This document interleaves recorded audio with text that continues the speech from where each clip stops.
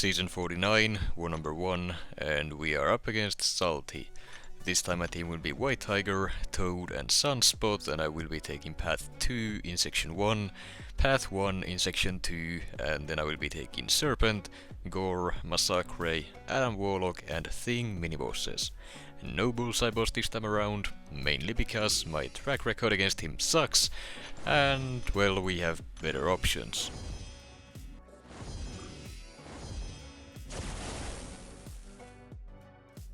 Starting off here we have a Kraven on the drip feed, placebo and roll with the punches nodes, and I'm taking the fight with Sunspot.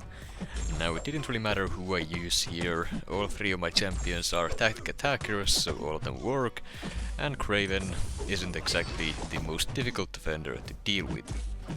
Essentially my plan here is to just get to a special 2, throw it, and then the fight should be done. Not much else to say about that. Sunspot's damage output is high enough to just nuke the fight down, like so. Last hit hit a 100k crit, which was nice, and the tactic prowesses are definitely helping out there, but even then, yeah, Sunspot just, he hits very hard. Then we have a Kindred on the combat deja vu placebo and sadist nodes, and I'm taking the fight with White Tiger. Now this one, White Tiger isn't exactly the go-to counter for Kindred, but due to her ability to simply spam a ton of specials, this fight shouldn't be too difficult. Now I am trying to alternate which basic attacks I throw here.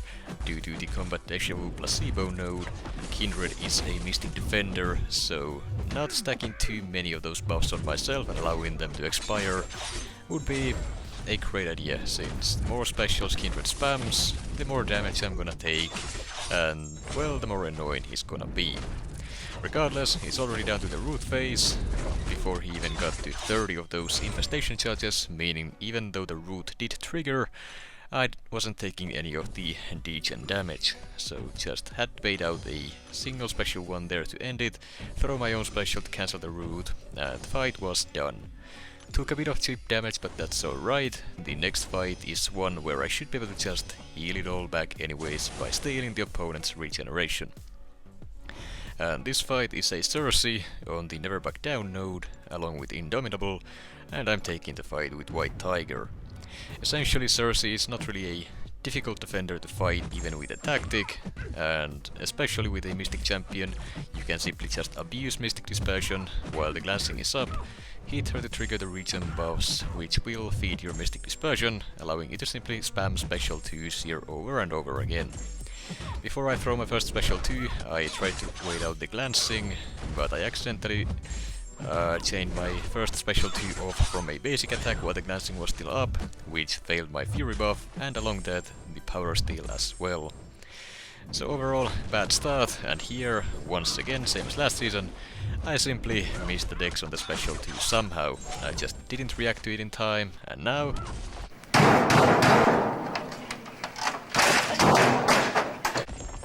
yeah, this time, with the special 1 immediately afterwards, while I was standing there doing nothing but holding block, she throws it, I react to it, but this time too quickly, so it ended up catching me on the dashback and I died.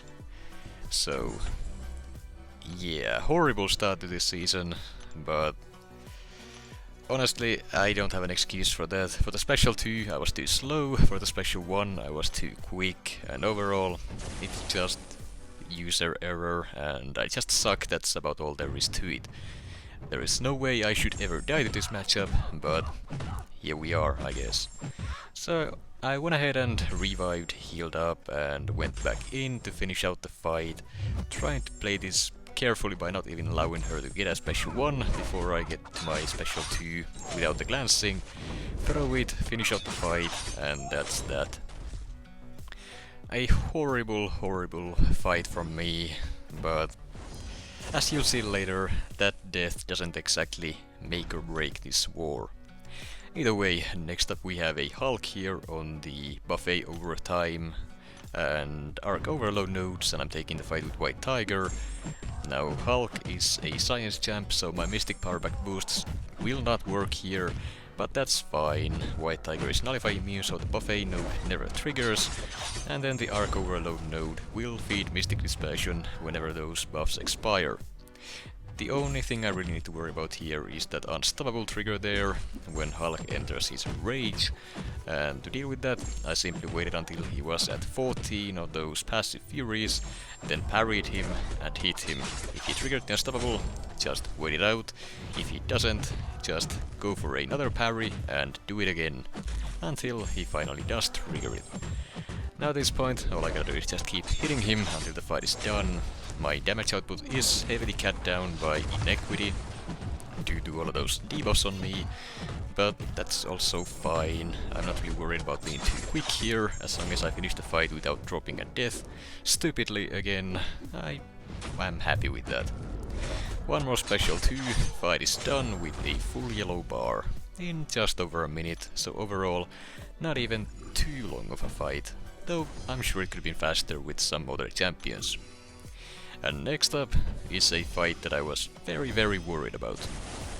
So, here we have a Serpent on the Event Flow knockdown and right back at it mini-boss node, and I will be taking the fight with White Tiger. Now I have taken this matchup before, but this time this is a rank 3 7-star Serpent, so all the chip damage I'm gonna take will be amplified, and all the damage I do, well, it's not gonna be as noticeable on his health bar. So you can see here, he's barely taking any damage. Even now that I have taken the protection down, I struggle actually landing direct hits while it's down, since I do need to keep an eye on his power bar, make sure I bait those special ones early before he can stack up too many of those aggression prowesses. The first special 2 down, and he's not even down 20% yet, and at this point I'm very worried for myself, since it's not going too quickly. The AI isn't being too helpful here either, waiting around, dancing around, stacking up the prowesses, and that special one, it hits hard through the block.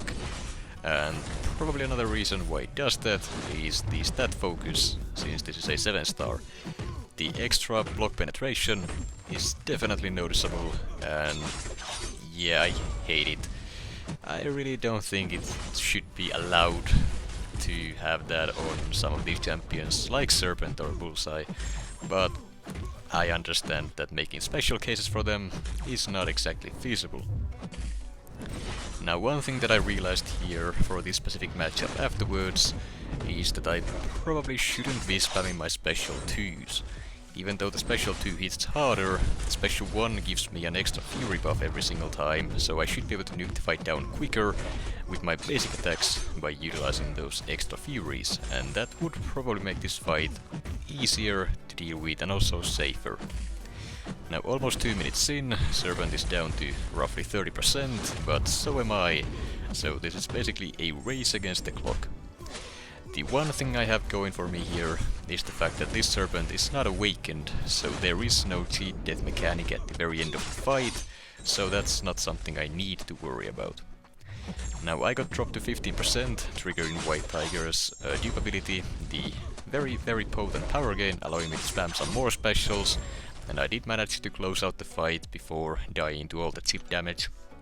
And overall, I am happy with how the fight went down, since I didn't die, but yeah, definitely next time I gotta switch up my plan a little bit. Now, I gotta say, this war has already been very expensive in terms of potions, so I am kind of in danger of running out of item use, but so far I'm still good, and the next fight is a Gorr on the Burden of Might and High Energy Diet miniboss node, and I'm taking the fight with White Tiger. This matchup I have done many times in the past. It's very simple. Just put on the advanced power boost to start with a bar of power, then parry some to stack up the tactic prowesses, climb up to a special 2, and at that point you can simply just cycle special 2s over and over until the fight is done. That's about all there really is to it. Gorr is one of the target matchups for White Tiger in general, due to her ability to shut down and steal the healing, purify all the damage in debuffs, and just dish out so much damage that it's kinda silly. Now, White Tiger is very satisfying to play, especially in these matchups, and as you can see, she does work very well. But if the matchup is any more difficult than this, she can run into some trouble with how clunky her animations can be sometimes, especially that dash forward animation. It just feels very slow, and it's the main thing that I dislike about the champion.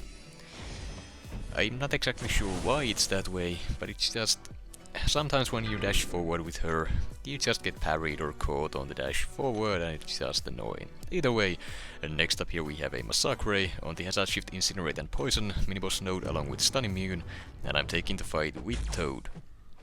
Now this fight is kinda scary due to just how aggressive Masacre is and how far-reaching his basic attacks are. Basically every time you try to avoid his hits, you are essentially guaranteed to get that dexterity pop-up, and that means he's gonna be stacking up the indestructibles quickly.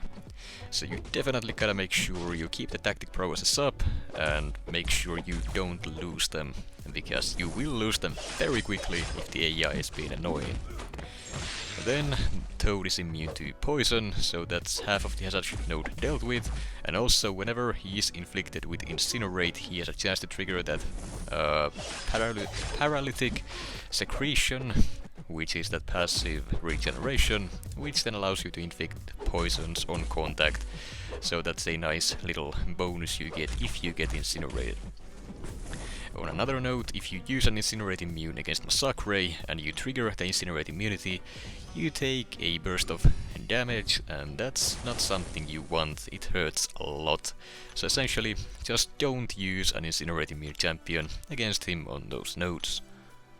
Now next up we have an Adam Warlock on the power efficiency and missing in action miniboss node as usual, and I'm taking the fight with White Tiger. I have the White Magneto pre-fight active, again as usual, to allow me to parry stun him even if he has the Sovereign buff active, which is very helpful when you wanna keep up with those tactic prowesses. Game plan is to rely on the indestructible, or rather invulnerability boost, and just push him to special 3. If he uses the special 2, that's fine, that's great. If he doesn't, well, just eat the special 3 and you should be fine. However, that's only a good plan if you actually keep the indestructible boost for the special 3, which I couldn't there.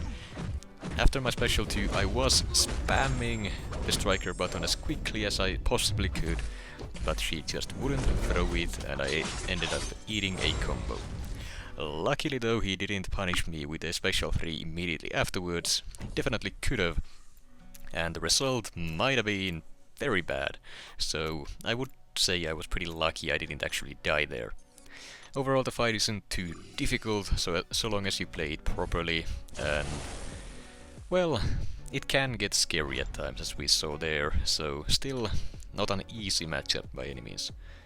Now next up we have the final fight of this war, a Thing on the Stony Inflection and Polka Dot Power miniboss node, and I'm taking the fight with Sunspot.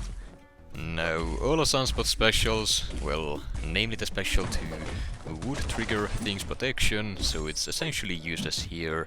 And that in mind, the game plan is to just rely on basic attacks and just slowly but surely take him down. The Incinerate debuffs shut down, or rather put the Stun Reflection node on cooldown, allowing you to actually land those parries, to keep your tactic prowess up, and to also just allow you to hit him and make the fight simple to take. Now, the main thing I need to worry about here is keeping my eye on the Stun Reflection timer. I can't attempt a parry while the cooldown is not active, otherwise I will get stunned and punished. The other thing to worry about is Thing's rock stacks. I need to make sure I manage them properly. Beta special every single time he's at 15 stacks, and just make sure I don't hit him while he has 15. Otherwise, again, I will get punished due to him going unstoppable.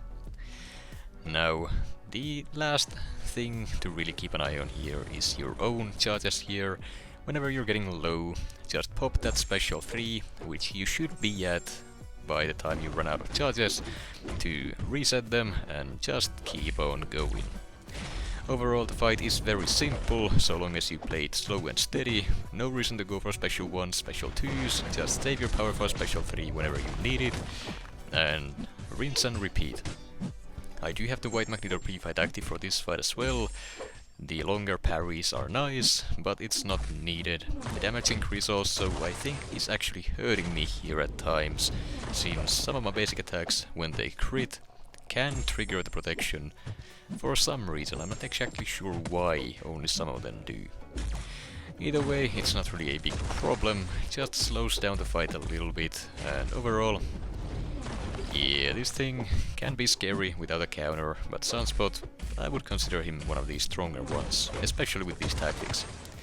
Fight is just about to go down, so just to make sure he drops, I go for a special 3 while the protection is down, and yeah, he's done for.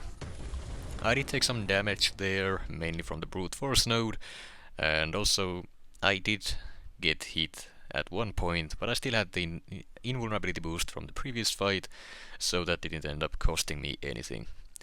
Usually Sunspot will have perfect parries, since he gets perfect blocks on well-timed blocks if the opponent is incinerated, so chip damage on basic attacks shouldn't be a problem.